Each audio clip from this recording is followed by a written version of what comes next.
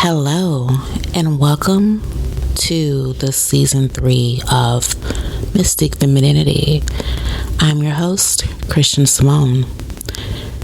To kick off this episode, I really would like you to take a few moments to be in your body. It's really easy to pop on a podcast or some noise in the background while you are moving about. And often that is a way for us to escape. But I just want you to take a few moments to just breathe in deeply and blow out anything that is causing you a need to escape. Over this entire season, it is focused on the evolution of visibility, the evolution of clarity. In this episode, I am going to be discussing something that I think is extremely paramount in the world right now, and especially to those feminine beings. And that is, what you're really feeling isn't burnout, but disconnection.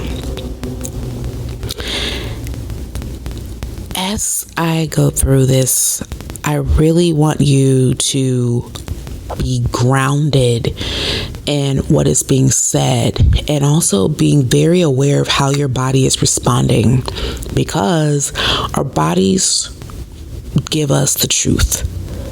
Our minds, unfortunately, have a really great power to try to find and stay within what we believe. And so if you notice your body reacting, but your mind is saying something hyper contradictory, that might be a moment where you might want to pause this podcast and dial into yourself, because often when we are pushing past something that isn't real or what truly isn't aligned, our bodies are telling us, but we choose to not hear it because it could be very difficult. So over the course of this season, the goal is to be in full view, soft, sacred, and completely embodied. That, in this essence, helps us to return to our power, helps us to really maneuver in our beauty and our divine essence. Now, as I always go through in my podcast, I like to give us a bit of the understanding and some actual practice clarity to how to use it, because it's wonderful to learn something, but it is even more radically amazing when we actually know how to utilize it. Now, the first thing is naming the real feeling. So let's talk about something that is quietly draining the life out of so many women. Now, burnout is something that is extremely real, is extremely prevalent, and I would say that it is definitely on a spectrum.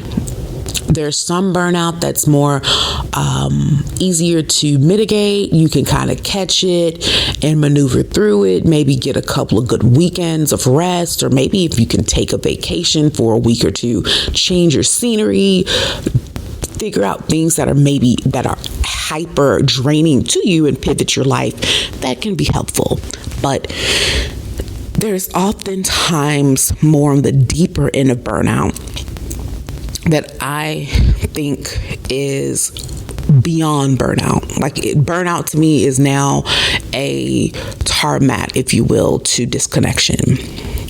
So you may call it you're burnt out. I feel exhausted. I just can't keep up. I can't do it. I'm feeling depleted. But what you really are feeling is disconnection. When you are not connected to yourself and that means you're not connected to your source energy. You should expect to feel the way that you're feeling. Now, it's not just from your tasks, your routines, being able to get up, do your meditations, do your workouts, go to work and be hyper productive, go to social events afterwards, the whole nine. It's beyond the exhaustion of keeping up with appearances, but it is really exhaustion from your being, your utter soul and essence. You may have lost your softness. You may have lost your sense of presence, and that sacred hum that is beneath your skin that tells you that you are alive, you're radiant, you're worthy, simply just doesn't exist anymore. I want to ask, when was the last time you looked in the mirror and saw yourself, like really saw yourself, and you thought, do I really belong to me? Is this who I really am? Like, who is this? And as someone who is, if you're a woman who is in her middle-age phase of life, 40 plus phases of life, we can get so busy with life of the doing of things that we forget to actually live. And so you wake up one morning and you're like, who is this person that's looking at me? Like, who is this physically? And that is the time that you want to stop and really sit with yourself. But often we are too busy. We don't feel that we have time to be able to, and our society has created that structure for that to be the case. The things that I really want you to understand is that this is not laziness. So you can't overwork yourself. You can't Pinterest yourself to a change. You cannot hack yourself into anything. This is not a sense of weakness. So this isn't a just, I just need to be stronger. I just need to grit and bear it. I just need to push forward. And this also isn't selfishness. This is disconnection.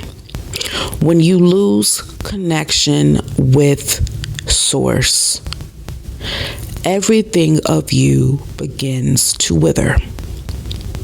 I'll take an example.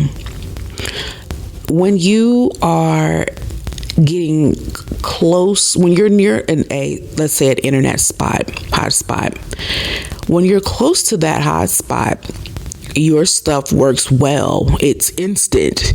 There isn't lag. But the further you go away from it, you start to venture out beyond the scoping of that power source. One begins to see that, it's taking me a little longer to load this internet page. I'm not able to get my phone calls the way I have been. I'm not able to get text messages as quickly as it had been. I'm not able to send messages without there being a bit of a lag.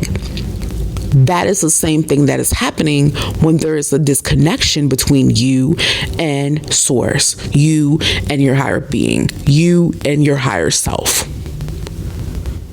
Your higher self, the universe, provides nourishment, provides connection, provides you the clarity of understanding that you are source. Therefore, when you are disconnected,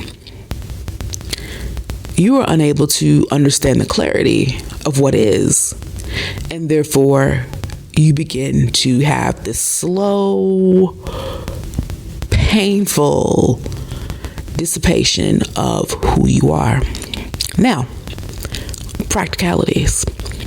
It's all well and good to understand it from a spiritual side, but what are some actual signs of disconnection? Now, disconnection does not always look like collapse.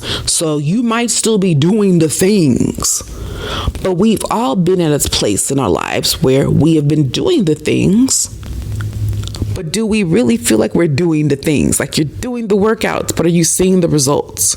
Are you doing your routines, your meditations, but are you really feeling the connection? We can do the things to check it off the box and say that we did the thing, but is it really true? So disconnection can look like you are scrolling endlessly. It seems like you're unable to do anything else. You may avoid doing things that you should be doing, say your skincare routines, your workout routines, let me go cook a real meal, not just a girl dinner, but a real meal, because you are just wanting to have that dopamine hit of scrolling endlessly. Now, I will say this is not out of pleasure. It's not that you're scrolling endlessly or going down the bunny trail, if you will, of researching something out of the true pleasure of researching it and understanding, but it's for the purpose of escape. How long can I disconnect? Because what is reality right now is not enjoyable. You're dreading the day, even when there's nothing technically wrong. It's just a regular Wednesday. Nothing out of place, nothing out of character is happening. But you still dread waking up every morning. You feel invisible in a world that once you felt inspired. You're suppressing your emotions because being too much once cost you something. This is one that I really want you to take heed to. What you suppress in a way that could be more productive, healthy, doesn't go away. It will begin to reroute itself in ways that are pretty destructive. I feel oftentimes women, we feel like depressed. We feel very melancholy. We become very critical. And often that is a expression of those suppressed emotions. Every woman's different in how she will express it, because it can be because of conditioning, being what's comfortable. But oftentimes when you begin to see a certain behavior in yourself that isn't your norm, that is a big red indicator that you need to dial in. Have you acknowledged the emotions that you are feeling? Because they don't go away. They just begin to express themselves in a way that can be very costly. If you've had a friendship that you really valued, but because you were either being flaky, ghosting them, passive aggressive, or being aggressive out of the blue when that's not your norm, being overly critical when that's not your norm, that is a way of seeing that suppression start to come out. We often hear in these day and age, people projecting. That is a really great example of what emotions that have been unchecked within a person, that they've been suppressed. Then they come out, but they don't come out in ways that would be healthy, conducive to acknowledging it and working through it healthy. You begin to abandon your beauty rituals because you think, what's the point? Why am I doing all these skincare prep? For what? Why? What's the purpose? No one's looking for me. No one's checking for me. Why do I go to the gym 4 or 5 days of the week? No one's checking for me. This isn't, helping me to be in my soft girl era. These aren't flaws. This is just a signal from your soul that we are never meant to be machines. We're not machines. We're not linear beings. And so this is a way for you to see and hear from your soul that you need to dial in, that there's a disconnection. As women, we are meant to be felt, held, and inspired. We are meant to be soft. I've mentioned in probably season 2 and 1, a big key sign that there is disconnection, is feeling of brittleness. And when you're brittle, you are prone to breakage. The slightest wind could potentially be damaging to you. And that is a good indicator that we are not connected to our higher self. But being somewhere between being needed by everyone else and trying to keep up with the world that never stops moving, we often forget to check in with ourselves. We begin to trade our reverence for responsibility. We let routines replace our rituals, and we silence the sacred whisper that you are meant for more. In this wake of our society and wake of where we are as a collective, that sacred whisper is a gift. However, it is extremely scary at this time to actually listen to it. It is scary to acknowledge, to even fathom that we were made for more and that we could have more. It's not something that you should minimize or think of as a weakness, but it is very scary and volatile even to even entertain the idea that we could have a better life. We could have a life that is aligned, a life that brings us joy, one in which we do not feel the need to have to desperately, earnestly escape. Now, I want to move into another area, which is why this isn't your fault. Most of our pop culture psychologists or think pieces, basically anybody with a microphone at this point, they push this sort of rhetoric that everything that you do is your fault. I want to make this really clear and really plain, because by not having this clarity, it hinders and continues to perpetuate the cycle that one is in with disconnection. You are not broken. You are not lazy. And you are not ungrateful. By not being broken, that means you're not defective. You're not something that is trash, because I've heard those ways of expressing oneself, of how they see themselves. You're not lazy. You don't need to go find, you can scroll through YouTube to see a billion types of life hacks, how to biohack something. That is not what you're here for. And this last piece is really, really important, because in our day and age, especially within the metaphysical realm, there is a fear of saying anything that could be perceived as a complaint. And one can become scared to say what is how they actually are feeling.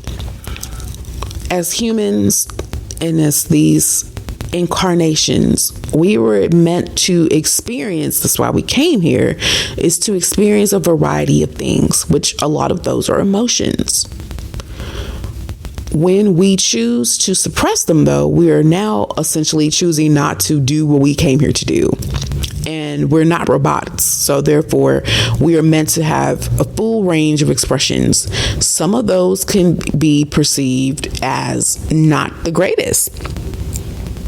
And so I've encountered people, and I've even had this myself, where it's almost scary to say that I am not happy with my life, because we think that, if I say this, then potentially there could be more of that on its way, by acknowledging that I'm not really keen on the reality that I'm experiencing. You cannot pivot unless you acknowledge what is, because if not, you won't know that you need to do something different. And so by saying that I am not where I want to be, I'm not physically where I want to be. I'm not financially where I want to be. I am not in relationships with people that I want to be. That does not make you ungrateful. If anything, I feel that it makes you highly grateful because you've had an experience. You can say, I'm, happy that I've had this experience. However, I'm ready for something different. That is something that is very powerful. There's strength in that. Ultimately, at this point in the game, what you're feeling is that you are disconnected. And it's something that we can heal. The feminine is not about doing more. It's about returning to your inner world, returning the softness as strength, and returning to your sacred essence. That part of you that doesn't need proof to be worthy. When you are connected, life flows differently. You move from embodiment versus effort. You become magnetic without trying. You feel yourself, and the world begins to feel you back. Now, this is a part where I have been evading when I initially started this podcast. My own turning point. I know because I've lived this life, and for years I have created content, but behind a curtain. It's my voice, but has not truly been my true full expression of image.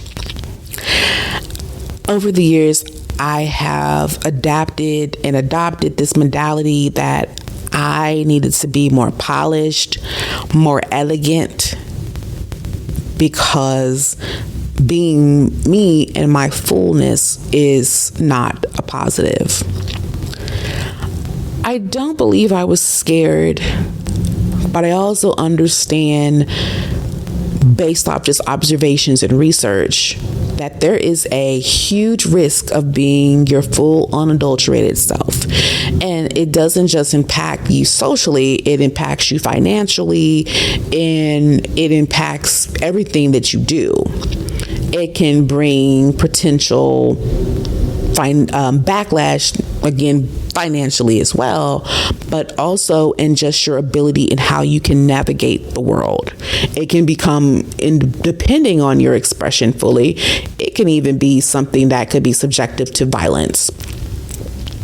But I feel very strongly that in order for me to fully live well, I have to tap into my softness. Even though I understand, especially as someone who is in the career world, that softness is perceived as a weakness. It is not valued. It is not seen as a profitable skill, yet it is very much everything that's needed in order to get things in motion. I have wanted to feel very sacred, but I truly felt that I had to be a certain way to be within my spirituality and to be in a sacred place, that I needed to have a certain level of achievement before feeling as though I can be a sacred being.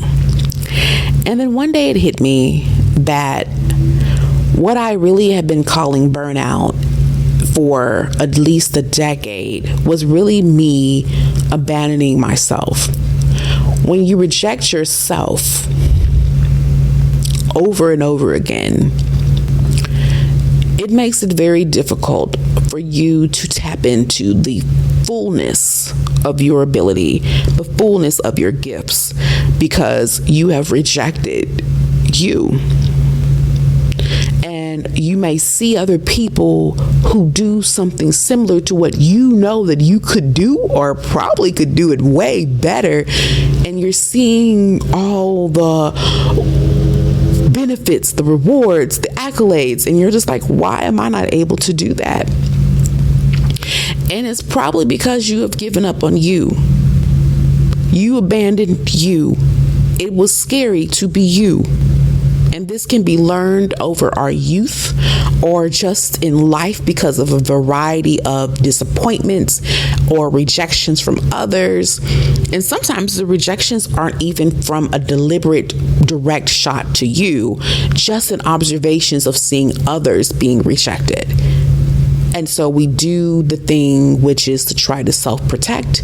And so we start to tuck in parts of us that we see others are clowned for, unfortunately. And as a feminine being, the best thing that I could do for myself, which means I believe when I take care of myself, I then am able to nourish the collective. I made a decision to not hide, to be myself. And that is why if you are looking at this podcast, you now notice an actual face behind the thumbnail, because I know what I have to say is truth. I know that me being very intricate and intuitive with source is very powerful, but I also know that I do not need to be afraid to be fully integrated, because honestly, when you're not integrated fully, there's power issues, blackouts, if you will, energetic blackouts that occur because one is not fully integrated and they're losing their power.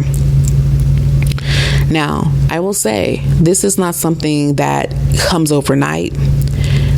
I believe that I will constantly be evolving as long as I'm in this particular 3D reality, but it is just high time for me to be in my full light. Now, as we wrap this up, I really urge you to have a sacred return to you. Really think about what reconnects us. It's not about doing more. It's not about hustling or even healing as a performance. There is healing, and healing can take time in any evolution.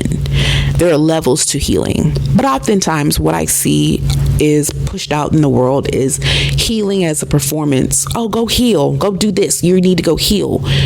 And it's not coming from a place of healing or nourishment. It comes from a place of performance.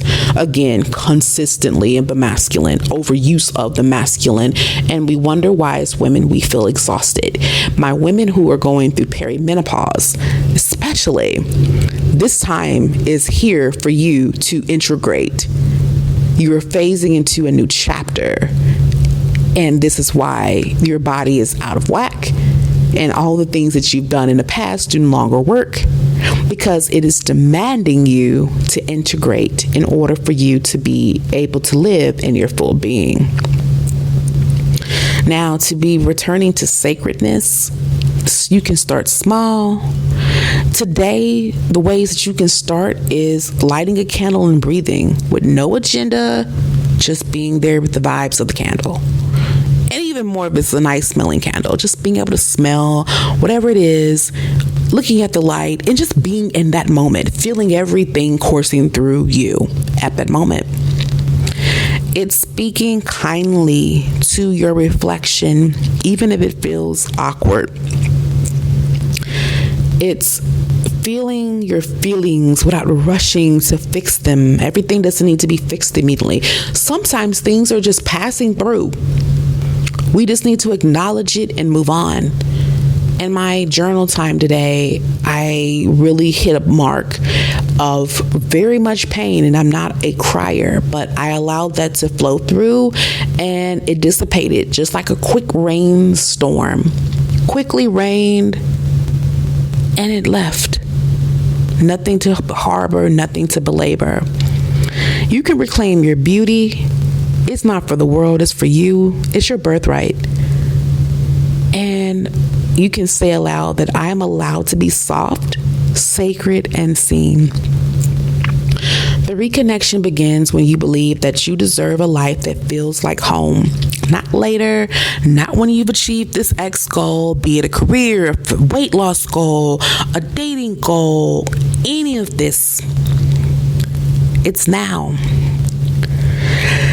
Not when everything is perfect, right now. Now, this season of the Mystique Femininity is about coming home to self, not through perfection, but through presence, not by performing, but reclaiming the mystery and magnetism that is already you. And if this message felt like truth to you, I want to give you something to support your sacred return. I created a free guide called the Midlife Glow Up Checklist. And no, it's not about fixing or being fake, because we don't do that here. It is about your daily habits that feel like devotion to your beauty, your body, and your presence. You can download it on my website, thechristiansismone.com. There'll be a link in the show notes as well. And if you know a woman who needs to hear this, send it her way. We rise by rising together. And until next time, return to your softness. She's waiting.